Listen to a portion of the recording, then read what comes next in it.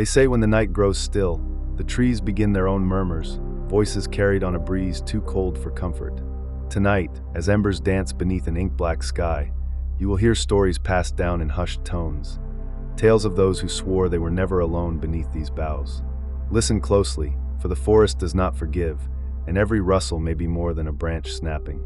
Somewhere in the darkness, something darker was lurking, something far more menacing than memory or myth. And by the end of this half-minute, you will realize the only thing more frightening than what you hear is what remains unheard. But before we begin, here's something strange. Most viewers make one huge mistake. They leave without subscribing. And by doing that, they miss out on the creepiest, most terrifying stories that only true horror fans get to experience. Don't be one of them. Hit that subscribe button now, because tonight's journey is only just beginning and the darkness has much more to reveal. Where are you watching from, and what time is it there? Let me know in the comments, because here the night is still young and the terror is waiting to unfold. Now let's begin. The fire has shrunk to glowing coals, barely lighting the mossy ground beneath us.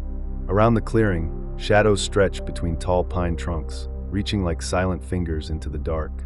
In the summer of 1982, two friends, Alex and Maya, made camp here.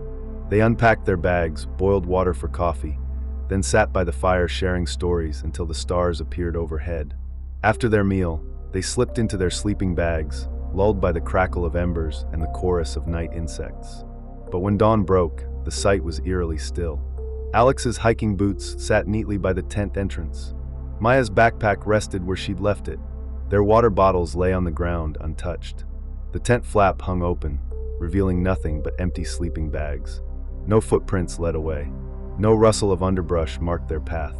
It was as if they'd simply dissolved into the air. Since that morning, locals warn all who venture here to leave before dark. They claim the pines themselves begin to speak, not with the wind, but with soft, urgent words carried on a cool breeze. Campers awake to their own names whispered, just beyond the circle of firelight. Some say they hear a plea, "Help me," drifting through the branches. A few even swear they've heard two voices arguing, as though trapped in a desperate fight. Over the years, curious visitors have returned, cameras in hand and nerves steeled for a thrill. Each one left well before sunrise, shaken by what they heard. One woman told of hearing her mother's name called in a child's voice. A man insisted laughter drifted from the treeline, laughter that was too sharp, too cold to be human. All spoke of the same low hum rising from the pines, a sound that felt like an old warning. Tonight, we sit in that same spot.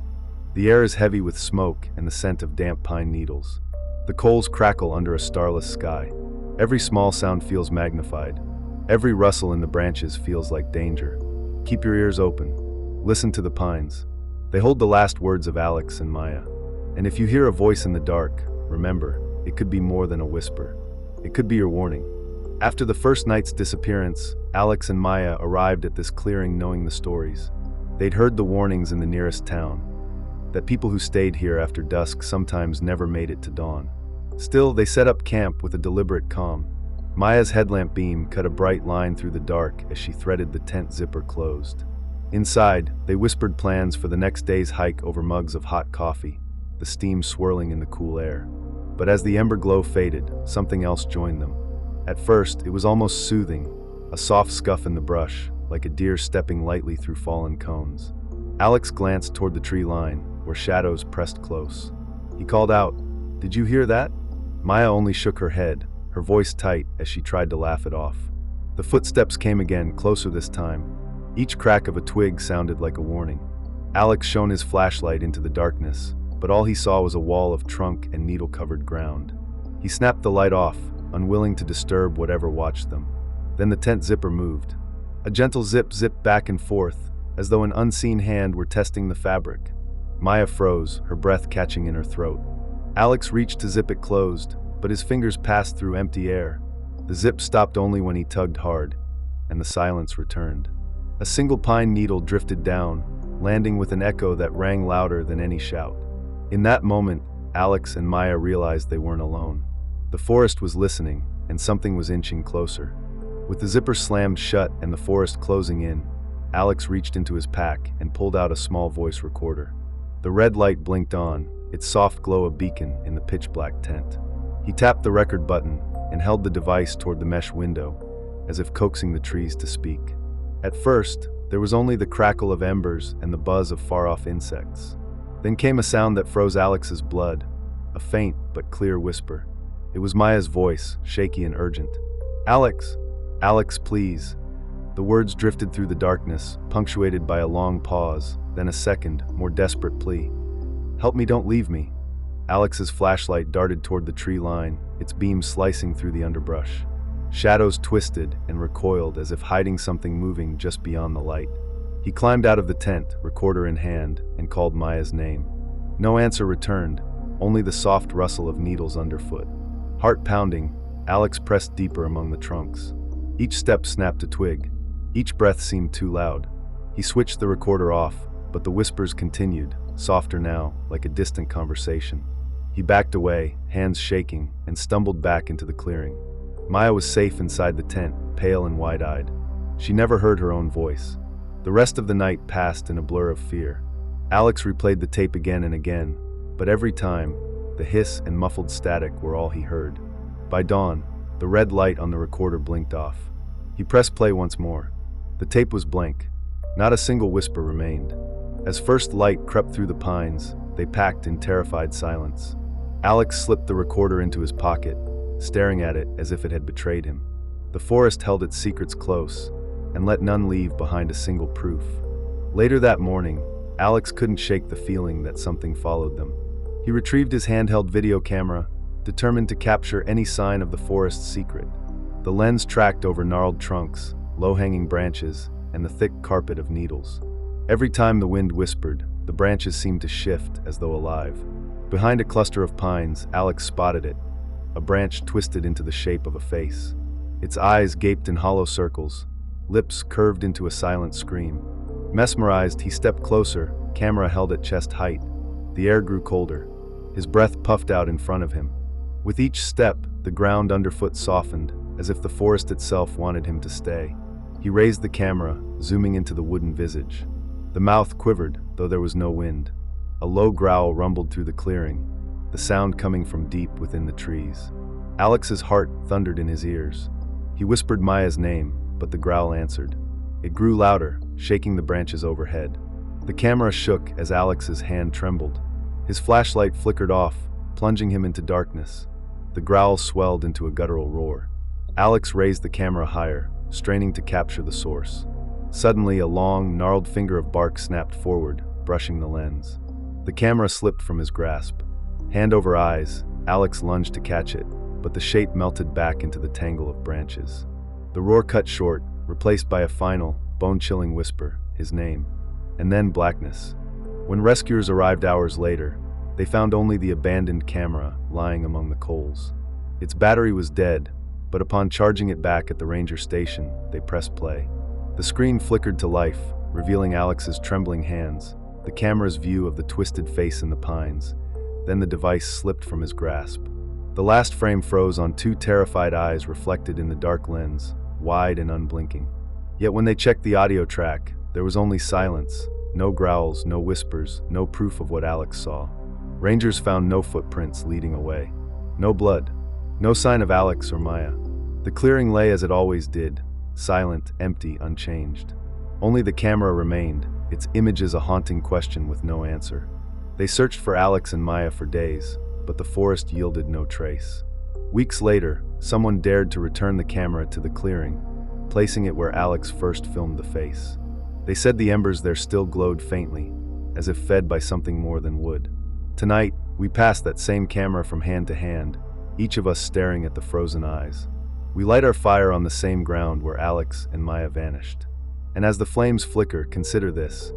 The forest may grant you a glimpse of its depths, but it keeps its truth beyond any human voice. They found only the camera. Its last frame showed two terrified eyes among the pines, yet the tape played nothing but silence. Ben and Lila set up their campsite on the edge of a quiet shore. By day, the waves lapped gently at the sand, and the sun warmed the driftwood scattered along the beach. They pitched their tent near a cluster of smooth rocks, and the sea breeze carried the taste of salt and promise. But when night falls and the tide pulls back, something else arrives. It begins as a thin ribbon of mist that crawls along the wet sand. Seconds later, it swells into a wall of gray that rises faster than any storm cloud. Locals call it the midnight mist. They warn that if you stay past sunset, the fog will find you, and when it does not let go. In 1994, 3 friends camped here under a full moon. They laughed around their fire, roasting marshmallows and daring one another to walk the shoreline in the dark. When they returned, the beach was empty. Their fire was out. Their tents were gone. The only sign they had been here was a single footprint pressed into damp sand, and it led straight into the mist. Tonight, we stand in that same spot, feeling the chill roll in with each passing wave. The ocean's roar fades as the fog creeps closer, swallowing sound and sight alike. You can almost taste the damp air as it slides over your skin, hiding the world beyond a few steps. Keep your eyes on the waterline. Watch the edge of the mist as it creeps forward. Somewhere in that haze, unseen hands could be waiting to pull you into silence. When the tide retreats, a blanket of mist rolls back. In it, campers vanish without trace. Ben laughed when the old fisherman warned him and Lila to pack up before midnight. "It's just fog," he said, tossing another log onto the fire. Lila stared into the dancing flames, her smile forced. She'd read every tale about the midnight mist, but she refused to let fear drive her away. The sky overhead was clear, stars scattered like pinpricks of silver. The sea breeze was cool, but not enough to make them shiver. Every 10 minutes, a distant foghorn groaned, its sound swallowed almost immediately by the sound of waves. A voice drifted over the dunes, half carried by the wind. "Leave now, it comes soon." But the words were almost lost in the darkness. Ben and Lila told themselves the warnings were superstition. They had supplies, a reliable tent, and a fire that crackled defiantly. As the clock edged closer to midnight, they felt a thrill, like walking the edge of a dream. Lila pulled on her jacket and offered Ben a thermos of hot coffee, her breath steaming in the cold air. Behind them, the fog crept forward, a silent tide of gray that swallowed the shoreline. At first, it was thin and wispy, curling around driftwood and seaweed. But with every passing minute, it thickened, swirling in low clouds that dragged wet sand in its wake. The fire's glow dimmed as the mist slid over the embers, sending tendrils of moisture upward. Lila shivered and tugged at her scarf. Ben leaned in closer to the flames, his eyes scanning the edge of the haze. Minutes before midnight, the fog surged like a living thing, hugging the sand and blocking out the stars. Every sound faded except for the distant foghorn and the steady hiss of mist on embers. A single voice drifted again, clearer this time. "Go before it's too late." Lila grabbed Ben's arm, her heart hammering. He shrugged off her grip, determined to stay. The mist rolled around them now, cold and heavy, pressing in from all sides. The world beyond the fire was gone. All that remained was the thick gray wall inching closer. And still, Ben and Lila refused to leave. At exactly 11 minutes past midnight, Ben switched off the campfire to test the fog's hush. Darkness closed in immediately. He flicked on his flashlight, the narrow beam slicing through heavy vapor. Lila reached for his hand, voice shaking. "Ben, you see that?" He followed her gaze to the sand just beyond their blankets. Footprints, smaller than theirs, led straight toward the tent. Each print was deep, as if someone heavy had pressed their boots into the wet ground. But the tide had retreated hours ago. No one could have walked here without leaving a trail back to the water. Ben crouched down, running a finger along the edge of a single print. The sand around it was impossibly still, no wind blowing, no animals stirring.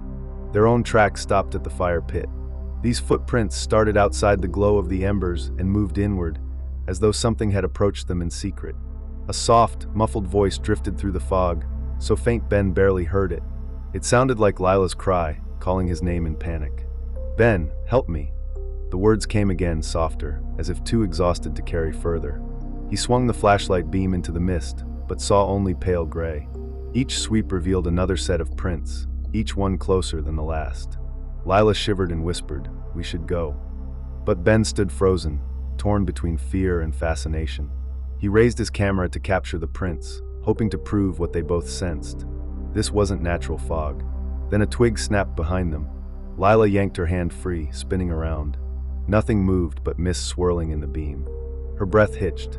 Ben's flashlight flickered just as the prints paused at the tent flap, as if whoever, or whatever, had come was deciding whether to enter. A low, distant call sounded. a wordless moan that grew closer with each heartbeat. Lila backed away, tangled in her scarf. The prints vanished into the fog, swallowed by the gray wall that held them in place. In that silence, broken only by their ragged breathing, one truth sank in.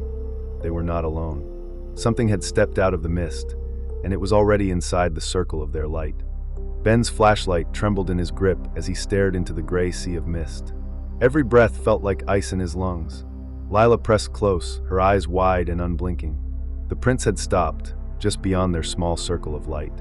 Then, from the heart of the fog, a shape began to take form. At first, it was nothing more than a shudder in the haze, a dark ripple that moved without sound. But as it drew nearer, its outline sharpened into a high-contrast silhouette. It stood taller than any person, its shoulders rounded and its head capped in a smooth curve. There were no features, no eyes, nose, or mouth, just pale, unblemished surface that seemed to glow faintly against the darkness. Ben swallowed hard. He raised the flashlight higher, but the beam passed straight through the creature's body, illuminating the mist behind it. He fumbled for his camera, hands shaking, desperate to record proof. Lila grabbed his arm, her nails digging in. A soft dragging sound reached them, like wet fabric being pulled across sand. They watched, paralyzed, as the shape moved forward, dragging behind it a mound of something dark and formless. It left prints too deep for the wet sand and stamped out a path of shadow. The dragging grew louder, a wet, slurping rhythm that matched the thump of Ben's heart. Then a scream burst from the fog, a tortured, gasping cry that split the night. It sounded like Lila's voice, but twisted and broken. The shape paused, head tilting as if listening. For a heartbeat, the mist relaxed its grip around the creature, and Ben caught a glimpse of something writhing behind it. Limbs or roots, he couldn't tell. Without warning, the fog surged forward like a living tide, swallowing both the shape and its burden. The scream was cut short, snatched away by the wall of gray. In the instant before darkness reclaimed the clearing, Ben saw the silhouette stretch toward him, arm-length fingers brushing through the mist. And then the world went black. When first light broke, the fog retreated as silently as it had appeared. Rescuers, drawn by frantic calls on the radio, arrived to find the campfire reduced to cold ashes. Lila was gone. All that remained was Ben, collapsed beside the tent, his clothes torn and face streaked with fear. His eyes glowed with a distant emptiness. They lifted him onto a stretcher, voices gentle but urgent. He sat up suddenly, gaze fixed on the empty morning air, and whispered so softly they leaned in to hear. It wasn't alone. His words trailed off into a whisper no one else could catch. Questions came fast. Where was Lila?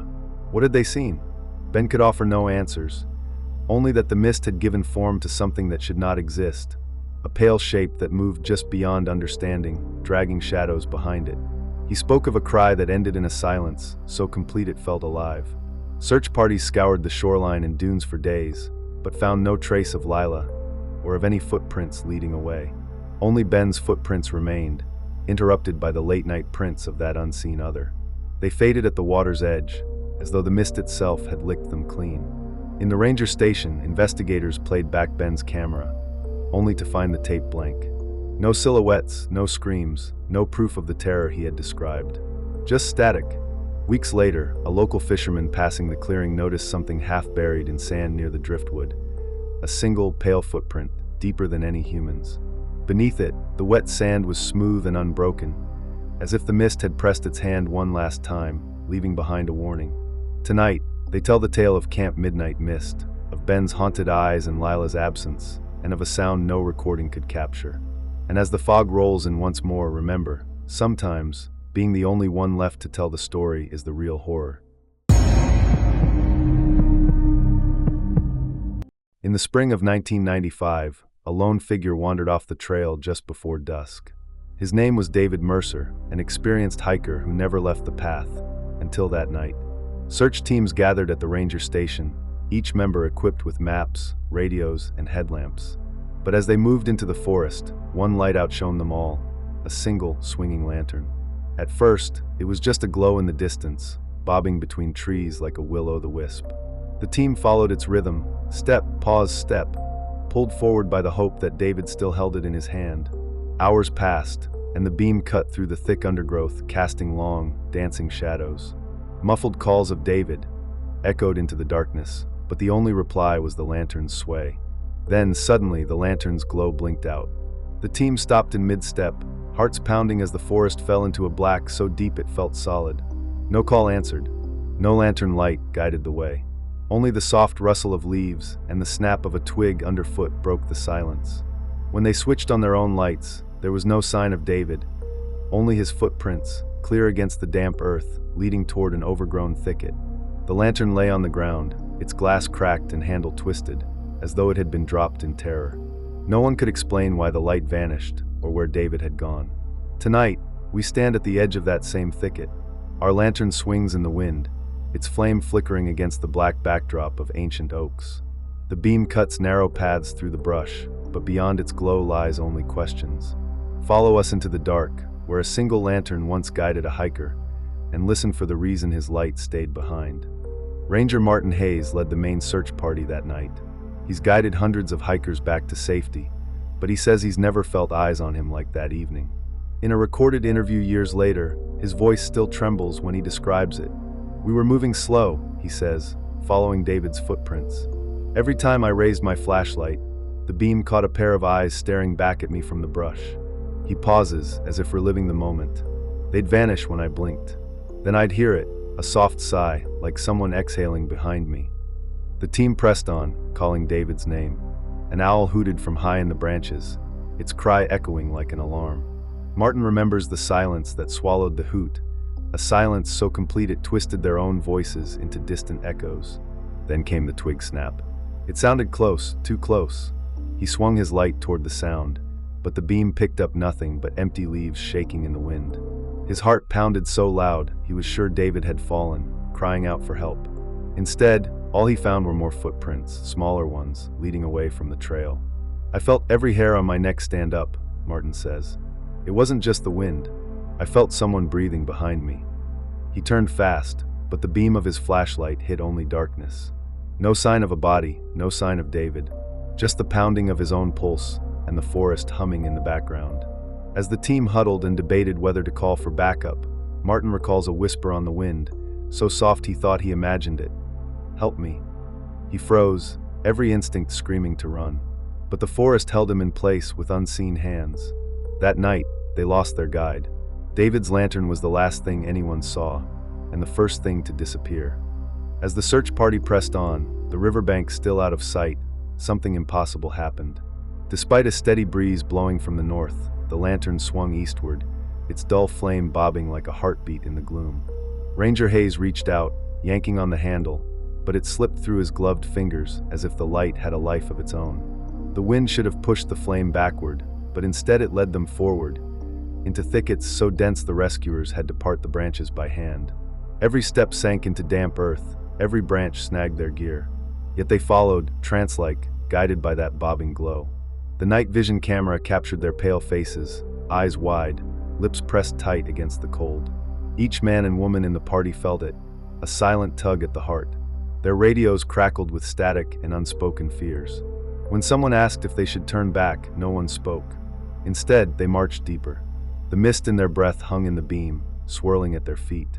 Then they heard it, a soft, wet thud each time the lantern struck the ground, as though something metal dragged behind.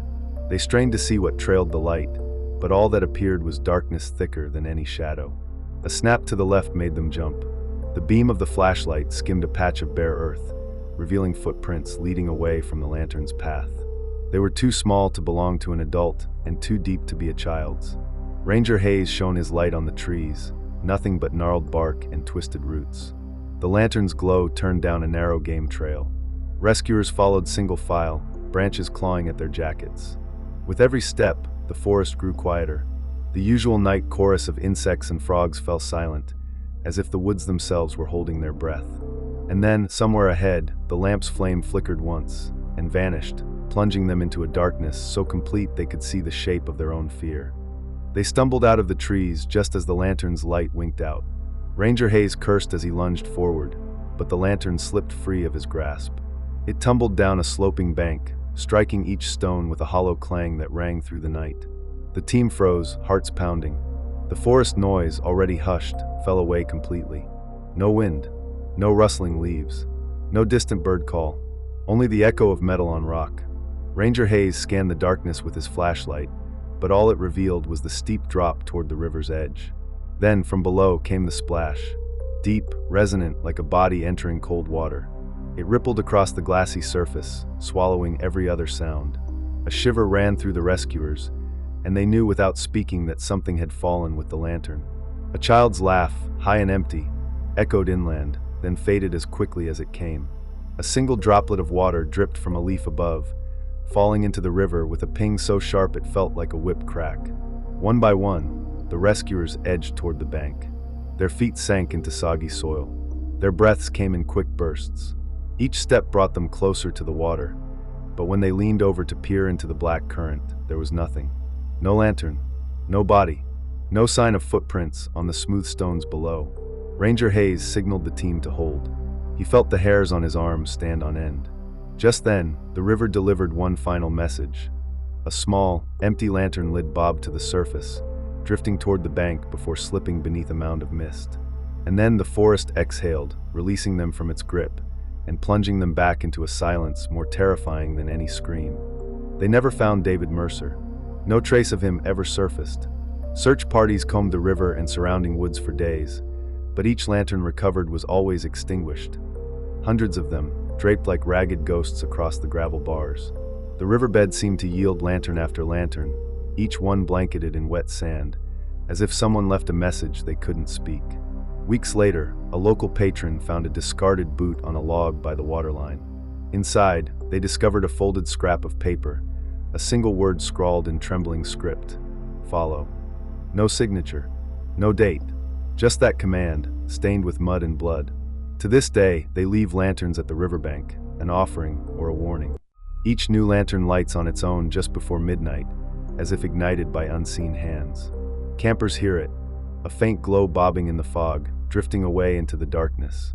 They watch, transfixed, until the light winks out, and they never see it again. David Mercer's lantern remains the first, the brightest, and the only one ever found with its lid floating free. Tonight, as you hear this story, imagine that glow in the mist. If it appears to you, do not move toward it. Do not follow its pull, because once the light vanishes, you become part of the darkness it leaves behind. The fire ring sat empty for years, half buried in fallen needles and ash. No one dared light flames here, until Olivia and Marcus came with their packs and sleeping bags. They picked up logs from the edge of the clearing and stacked them in a tidy circle of stones. Olivia struck a match. The kindling caught almost instantly, flames licking the wood with a hungry glow. But this place holds a story. Decades ago, a logger named Harris set these pines on fire after a bitter fight over land rights. Neighbors watched from the ridge as his rage turned forest to cinder. He disappeared into the blaze, leaving nothing but a scorched stump and the echo of his screams. Some say his spirit never left, that every ember here carries a piece of his anger. As the flames crackle, people swear they hear a low whistle on the wind, the same tune Harris whistled while he burned the woods. They say the embers flare blue when his spirit stirs, then snap back to red, as if snuffed by an unseen hand. Campers report logs shifting on their own, sparks rising higher than the fire should allow. Tonight, the air is still. Marcus leans forward, poking the coals, and the flames flare bright for a heartbeat, blue at the edges before settling back. Olivia senses something watching from just beyond the firelight. Every spark that drifts up seems to hang in midair, held by some force she can't name. Watch the coals.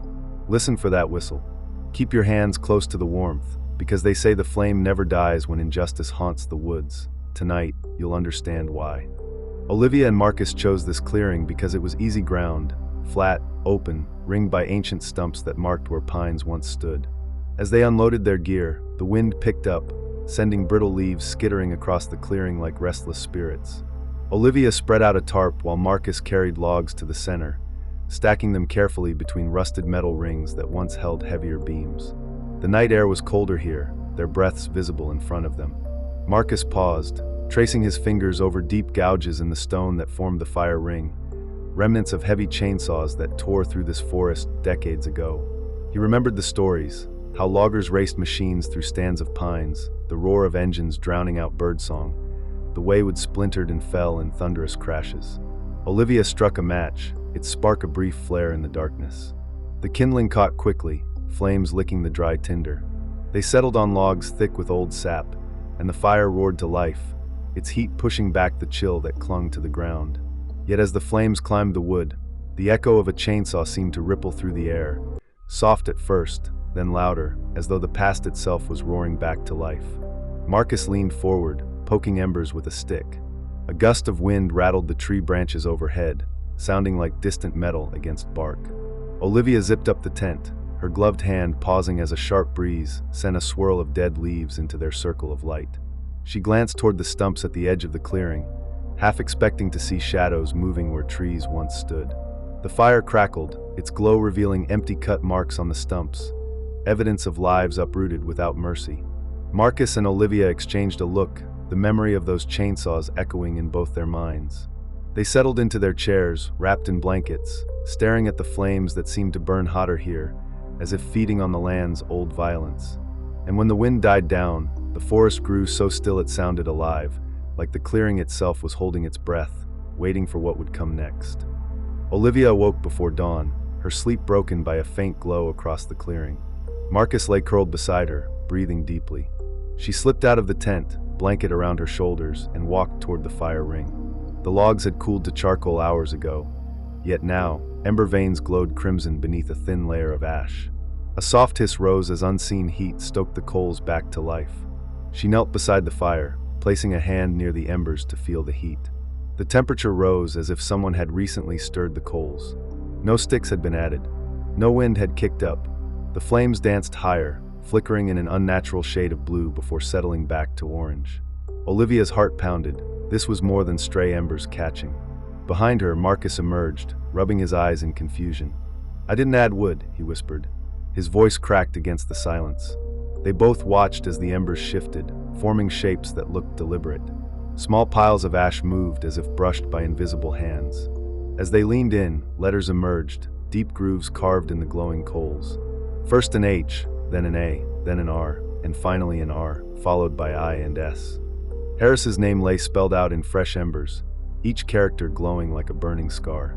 The air grew thick, the faint smell of char and bitter smoke filling their nostrils. A sudden gust swept through the clearing, rattling leaves and stirring the fire into a frenzy. Sparks shot upward, hovering before drifting down like drops of red rain. Marcus grabbed Olivia's arm, and together they stepped back, watching their own names written in flame.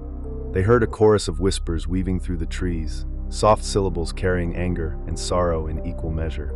Then silence. The wind died. The embers cooled, the letters fading into a flat gray. The fire went dark. All that remained was the echo of Harris's name, and the knowledge that the land still remembered his fury. In that moment, Olivia and Marcus understood.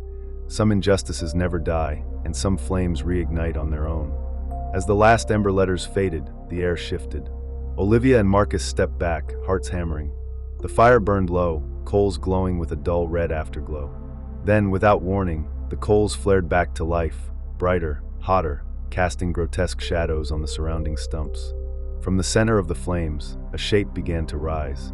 At first it looked like a swirl of smoke, then it hardened into a figure taller than any man. Its body was pale and featureless, as if carved from stone. It hovered a few inches above the coals, arms outstretched, head tilted back in silent agony. Olivia's breath caught in her throat as the figure opened a mouth that made no sound, yet a cry tore through the night. It was a raw, broken scream full of pain and rage, like metal being crushed underfoot. The sound rattled the roots beneath their feet and set the trees trembling. Marcus clutched Olivia's hand, nails biting into her skin. Then came the chains. They rattled like 1,000 links dragged across rock. The spirit's arms jerked downward, and fragments of rusty chain clattered into the coals, glowing red-hot before cooling in midair.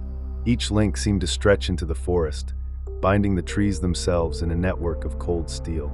The form leaned forward, its invisible eyes fixing on the campers.